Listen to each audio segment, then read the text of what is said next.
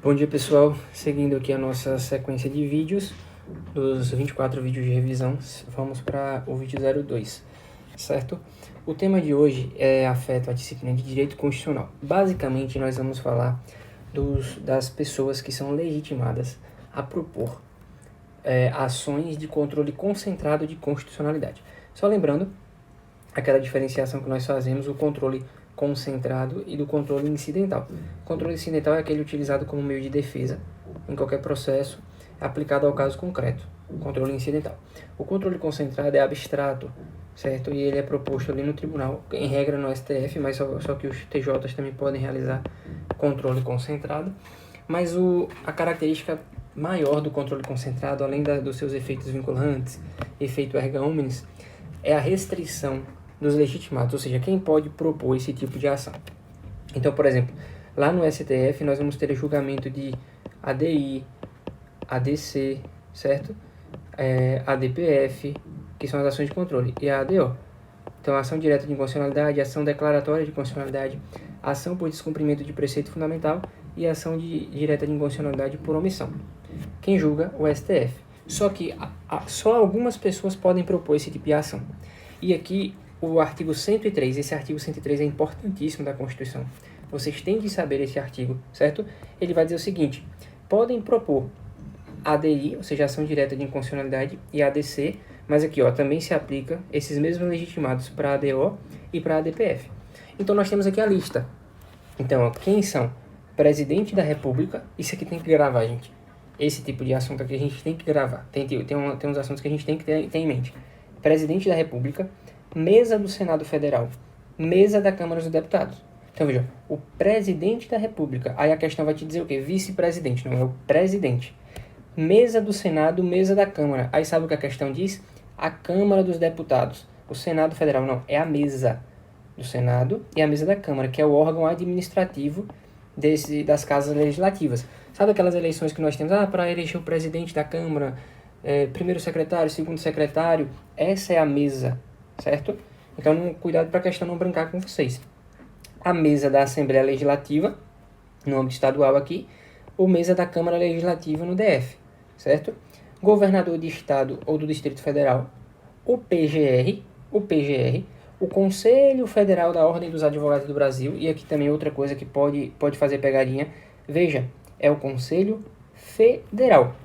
A questão vai te dizer o seguinte: o Conselho Seccional ou a subseção, não, é o Conselho Federal da OAB. Partido político com representação no Congresso Nacional, ou seja, qualquer partido político que tenha representação no Congresso. E o que significa representação no Congresso Nacional? Basta que você tenha pelo menos um deputado ou senador eleito. Basta que você tenha ou um deputado ou um senador, ou seja, aquele partido tenha um deputado ou um senador, que ele tem representação no Congresso Nacional. Só uma observação em relação a esse inciso 8º, que é uma jurisprudência do STF, é o seguinte: essa representação no Congresso, ela tem que ser comprovada no momento da propositura da ação. Por exemplo, o partido político vai propor uma ação de controle. No momento de propor essa ação, que ele tem que fazer a prova dessa representação. Qual foi a jurisprudência, o caso que chegou ao STF? Depois de proposta a ação, salvo engano, houve o falecimento do parlamentar que gerava essa representação no Congresso. Posteriormente, aí levantou-se a seguinte questão: o partido não tem mais representação no Congresso. Mas veja, não importa, essa modificação superveniente não importa. Isso aqui você tem que comprovar no momento de propor a ação, certo? E por fim, o inciso 9 vai dizer confederação sindical ou entidade de classe de âmbito nacional. Então veja, aí a questão vai te dizer assim: sindicato, não, é uma confederação sindical, são coisas diferentes. E entidade de classe de âmbito nacional, aí sabe o que a questão fala? Entidade de classe de âmbito estadual. Ele fica brincando com essas coisas, essas observações. Então, a gente tem esses 9 legitimados, isso aqui no âmbito do controle concentrado perante o STF, certo? Aí vocês vão perguntar: sim, Judásio, e o controle concentrado no âmbito do TJ? Porque é possível que o TJ exerça também controle concentrado. A Constituição Federal, ela não traz quem serão os legitimados para apresentar uma representação de inconstitucionalidade no âmbito estadual. A única coisa que ela nos traz, e vamos lá ver o artigo, que é o 125, é o seguinte: ele diz, parágrafo 2º, cabe aos estados a instituição de sua representação de inconstitucionalidade de leis ou atos normativos estaduais ou municipal em face da Constituição estadual. Então seria o controle aqui exercido em face da Constituição do Estado, controle concentrado pelo TJ em face que tem como parâmetro ali a Constituição estadual. A única coisa que a Constituição fala é o seguinte, vedada a atribuição de legitimidade a um único agente. Então a Constituição diz o seguinte, Constituição estadual, você é livre para decidir quem são os legitimados. A única coisa que eu estou te vedando é o seguinte, você não pode deixar só uma pessoa como legitimada. Então aí vai lá a Constituição do Estado da Bahia, por exemplo, a título ilustrativo, e diz que são legitimados a propor representação de constitucionalidade somente o Procurador-Geral de Justiça. Ou seja, disposição inconstitucional. Por quê? A Constituição Federal, apesar de dar essa possibilidade para o Estado, essa abertura para o Estado definir os legitimados, ela veda a legitimação exclusiva, certo? Há uma vedação de legitimação exclusiva, certo? Então vamos voltar aqui ao que nós estamos vendo, porque o que acontece aqui. Então veja, nós vimos os 9 legitimados para ação de controle concentrado no STF, tendo como parâmetro a Constituição Federal. Falamos também sobre os legitimados no controle estadual, que na verdade não há uma lista. A única coisa que a Constituição traz é essa vedação de legitimidade exclusiva. Mas, gente, dentro desses 9 aqui, vocês estão vendo que eu diferenciei. Eu até destaquei que nós temos 3 de azul, certo? E o restante de verde. Por que isso? E veja que aqui, tá vendo? Os 3 de azul. O que acontece? Eles têm esses 3 aqui, Assembleia Legislativa, Câmara Legislativa do DF, Governador do Estado, Confederação Sindical ou entidade de classe de âmbito nacional, eles podem propor? Podem. Só que eles são chamados legitimados específicos ou especiais. Por que isso? Porque eles precisam comprovar pertinência temática. Eles precisam comprovar pertinência temática. Ou seja, o governador do Estado, por exemplo, ou do DF, para propor uma ADI em face de uma lei, ele tem que comprovar a pertinência temática. Então, assim, tem que ter alguma relação com o estado dele, tem que ter alguma coisa nesse sentido.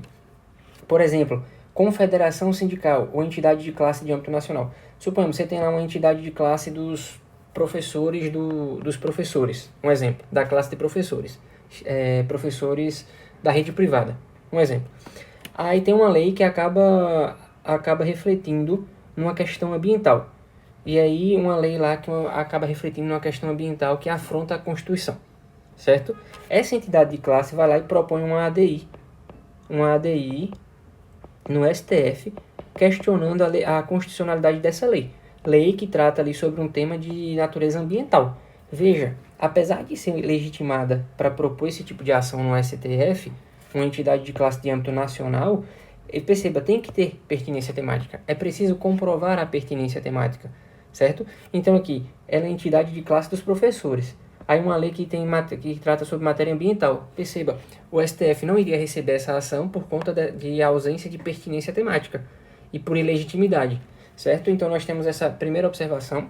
Esses 3 aqui são o que nós vamos chamar de legitimados especiais, que precisam comprovar a pertinência temática. E esses outros, e os 2 aqui, os últimos, que eu até coloquei com um asteriscozinho e coloquei a observação para vocês olharem depois, é o seguinte: o partido político com representação no Congresso Nacional e a confederação sindical ou entidade de classe de âmbito nacional, eles precisam de representação por advogado, certo? Eles precisam estar representados por advogado. Mas como assim, Judásio? Todos não precisam? Não. Porque, por exemplo, o presidente da República ele não precisa se fazer representar por um advogado, de modo que o próprio presidente ele pode assinar uma ADI, uma petição inicial de uma ADI, mesmo sem ter capacidade postulatória. Nesse caso especificamente ele pode fazer essa assinatura. O AGU até pode assinar junto com ele, certo? Mas não é obrigado que tenha a presença de um advogado. Agora, no caso do partido político, com representação no Congresso, e confederação sindical ou entidade de classe de âmbito nacional, nesses 2 casos, nós precisaremos da representação para advogado. E uma observação para a gente aprofundar um pouquinho, essa representação para advogado, certo? Necessita de procuração com poderes específicos. Ou seja, tem que ser uma procuração específica para aquela finalidade de propositura da ação de controle concentrado. Eu não posso, por exemplo, uma entidade de classe ali de âmbito nacional, outorgo uma procuração genérica para um advogado, para um escritório que me representa, certo? E aí ele pode propor com aquela procuração uma ADI, por exemplo. Eu preciso de uma procuração específica para a ADI, discutindo, essa procuração é para propor uma ADI no STF com a seguinte discussão, o seguinte tema, ou seja, eu preciso de uma procuração específica. Então, gente, basicamente esse é o tema dos legitimados. O que nós vamos fazer agora, uma série de questões aqui, só para a gente fixar esses pontos, certo? Então, por exemplo, pegamos aqui a primeira questão. Ó. De acordo com a Constituição Federal de 88, as entidades listadas a seguir podem propor ADI e ADC, que foi o que a gente acabou de ver do artigo 103 da Constituição Federal. A exceção de uma, então ele vai listar aqui pessoas que têm legitimidade, a exceção de uma. Governador do Estado e do DF. Sim, está correto, acabamos de ver, só com uma observação, que o governador do Estado e DF é legitimado, é o que a gente chamou de legitimado especial. Tem que ter pertinência temática. Conselho Federal da OAB. Sim, o Conselho Federal da OAB também está lá no artigo 103. A mesa da Assembleia Legislativa ou Câmara Legislativa do DF. Também está lá no 103. Partido político com representação no Congresso, também está lá, a gente acabou de ver. Lembrando aqui só uma observação, mesa da Assembleia, assim como o governador, é legitimado especial, ou seja, tem que ter pertinência temática. Partido político com representação no Congresso também tem legitimidade. Agora ele falou o seguinte, ó, a exceção de uma. Qual é o erro aqui então? A letra E. E aí por quê? Ó, confederação sindical ou entidade de classe de âmbito nacional.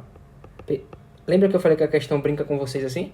Mudando uma palavrinha por outra, algo do tipo. Então, o que está errado aqui, gente, é a letra I. Porque é confederação sindical ou entidade de classe de âmbito nacional e não estadual. Então, aqui é na forma do artigo 103, inciso 9, certo? Passemos à próxima. Podem propor ação direta de inconstitucionalidade contra a norma de lei federal em face da Constituição Federal. Basicamente, está perguntando quem tem legitimidade. Deputados e senadores em conjunto ou individualmente. Olha aquilo que eu falei, essa questão, gente, está errada, a letra A. Por quê? Não é o deputado ou o senador que tem legitimidade, certo? São as mesas. A mesa do Senado Federal ou então a mesa da Câmara do Deputado. Não é o deputado ou o senador pessoalmente que tem a legitimidade, certo? Presidente da República e os governadores dos estados do DF? Sim, esse sim. A gente acabou de ver lá no artigo 103. Aqui o que eu falei, ó. Conselhos seccionais da OAB. Não, a gente viu, é o Conselho Federal da OAB que tem essa legitimidade. Conselho Federal da OAB que tem essa legitimidade. Prefeito municipal não é listado. Lá a gente tem a figura do presidente da República, governador de estado. Então, dentre os chefes dos poderes executivos, a gente não tem a figura do prefeito municipal como legitimado a propor ação de controle concentrado no STF. Obviamente que com aquela observação que a gente fez sobre o controle concentrado no âmbito estadual, é possível que a Constituição do Estado preveja a figura do prefeito como legitimado para propor ação de controle concentrado no TJ em face da Constituição do Estado, certo? Porque nós vimos lá no 125, parágrafo 1º, que diz o seguinte, ó, a Constituição do Estado vai fixar os legitimados para o controle estadual concentrado, vedado legitimação exclusiva. Então, obviamente que o prefeito pode estar lá. Mas aqui, ó, em face da Constituição Federal, não, que é o artigo que nós vimos aqui, mais uma vez, o artigo 103 da CF. Passemos à próxima. Aqui uma questão mais estilo FGV mesmo, igual a gente já está entendendo nessa revisão da OAB. Então aqui, ó, o Estado Alfa editou a lei número X. O Estado Alfa, dispondo sobre as exigências a serem observadas no transporte interestadual. Então, basicamente, um Estado dispôs ali sobre questões de transporte interestadual, que tenha como destino qualquer ponto do seu território. O governador do Estado Beta, ou seja, aqui já é outro Estado, ó, o governador do Estado Beta, por entender que a medida era prejudicial às empresas situadas em seu território, então o governador entendeu que a medida prejudicava as empresas que estão situadas em seu território, porque não conseguiriam cumprir as referidas exigências, solicitou ao Procurador-Geral do Estado que adotassem medidas necessárias ao ajuizamento de ADI no STF. Então, com base nesse contexto, tendo ali como objeto a lei número XX. Primeiro, nós vimos lá, gente, que o governador do estado, ele é legitimado, certo? Apesar de ser, mas ele é um legitimado especial. Precisa ter pertinência temática. Perceba que nesse caso é uma lei do estado alfa. Aí você fala, não, então o governador do estado beta não tem nada a ver com a lei do estado alfa. Ele não tem pertinência temática. Só que a questão deixa claro, a lei do estado beta, a lei do estado alfa tá dispondo sobre transporte interestadual. Primeiro que não pode uma lei estadual dispor sobre transporte interestadual, teria que ser uma lei federal. E claramente, quando você dispõe numa lei estadual sobre transporte interestadual, obviamente que aquele estado, no caso aqui o beta, que ele deixa até claro, ó, está sendo atingido por aquela lei. Logo, ele tem pertinência temática. Se tem pertinência temática, pode ajuizar essa ADI em face da lei federal, em face dessa lei aqui, número XX, perante o STF. Agora vamos às respostas para a gente ver os detalhes. O Procurador-Geral do Estado beta, corretamente, elaborou a petição inicial da ADI, certo? Elaborou a petição, ok, a ser ajuizada pelo Estado beta, falso. Ajuizada por quem, gente? Quem tem legitimidade é o governador. Olha o que eu falei das questões que ela fica trocando. Não é o Estado que tem, certo? Não é o Estado que tem legitimidade, é o governador, a pessoa do governador, certo? E não é representado pelo seu governador, é o governador pessoalmente. Aí ainda fala aqui, ó, outro erro. Sendo assinada pelo PGE, agente com capacidade postulatória. Lembra aquilo que eu falei? O governador, nesse caso aqui, ele não precisa estar representado por advogado, ou o agente que tem a capacidade postulatória. Ele mesmo pode assinar a petição. Mas se quiser assinar, se quiser assinar junto, não tem problema. Elaborou a inicial da ADI, aqui ó, tendo o governador legitimidade para ajuizá-la, devendo assiná-la em conjunto com o PGR. Com o PGE. O que está errado? O devendo. Não há necessidade de que ele assine em conjunto com o PGE. O PGE aqui não é obrigado a assinar essa peça. O próprio governador pode fazer a assinatura sozinho dessa peça. Lembra que eu disse lá, só precisa estar representado por advogado ou por agente com capacidade postulatória se você for partido político com representação no Congresso, ou então confederação sindical ou entidade de classe de âmbito nacional, que são os últimos dois incisos. Foi a observação que nós vimos. Letra C. Informou que não seria possível ajuizar a ADI, considerando que a lei número XX afronta competências da União, o que afasta o requisito de pertinência temática em relação ao outro ente federativo. Falso. A pertinência temática ele tem que demonstrar algum interesse do Estado, e isso ficou demonstrado na questão. Elaborou a petição inicial da ADI, tendo o governador legitimidade para ajuizá-la, até aqui está certo, sendo assinada pelo PGE, agente com capacidade postulatória. Não, porque aqui o governador ele tem que assinar, necessariamente, porque ele é o legitimado. O PGE pode ou não assinar, junto com o governador. Mas o governador tem que assinar, porque é ele que tem legitimidade. E a letra I, que vai ser a nossa resposta, porque ó, elaborou a petição inicial da ADI, tendo o governador legitimidade para ajuizá-la, devendo assiná-la, ou seja, o governador deve assiná-la, em conjunto ou não com o PGR. Então, veja, o governador tem que assinar, necessariamente, porque ele é o legitimado. Então, o governador não tem como não assinar isso aqui, porque é ele que tem legitimidade, certo? Agora, o PGE pode ou não assinar essa peça. Então, aqui, gente, a nossa resposta é a letra E. Veja que essa aqui é mais a cara da FGV, com um casinho concreto, mais discorrido. Vamos à última aqui, ó. Em conformidade com a Constituição Federal de 88, o STF possui competência para processar e julgar de forma originária a ADI, que nós acabamos de ver, de lei alternativa federal e estadual, que poderá ser proposta dentre outros legitimados. Mais uma vez aqui o artigo 103 da Constituição Federal. Conselho Nacional de Justiça, certo? Vimos que não existe lá a previsão no artigo 103 do Conselho Nacional de Justiça. Pelo Advogado-Geral da União. Não é o Advogado-Geral da União. Como eu disse, o legitimado é o Presidente da República, que pode, inclusive, propor a ação de forma pessoal.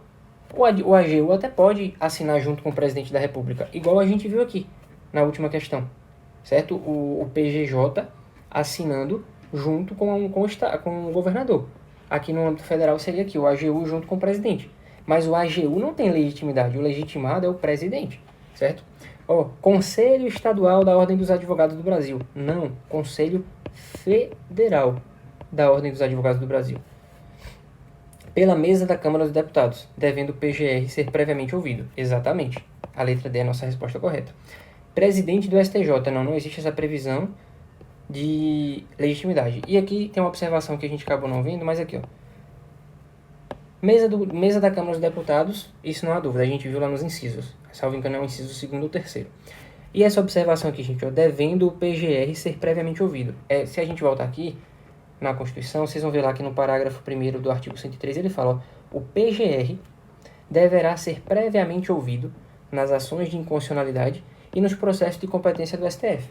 Então, se ele não for, por exemplo, o legitimado que propôs a própria ação, tipo, nesse caso foi uma ação proposta por outro, certo? O PGR terá que ser previamente ouvido, por isso que a questão traz essa observação. Mas, de qualquer forma, vocês complementam na leitura do artigo. Então, ó, artigo 103, muito, muito importante. Fizemos aqui essa bateriazinha de questões só para fixar o assunto. E qualquer dúvida, estou à disposição. Fio de todo mundo. Um abraço.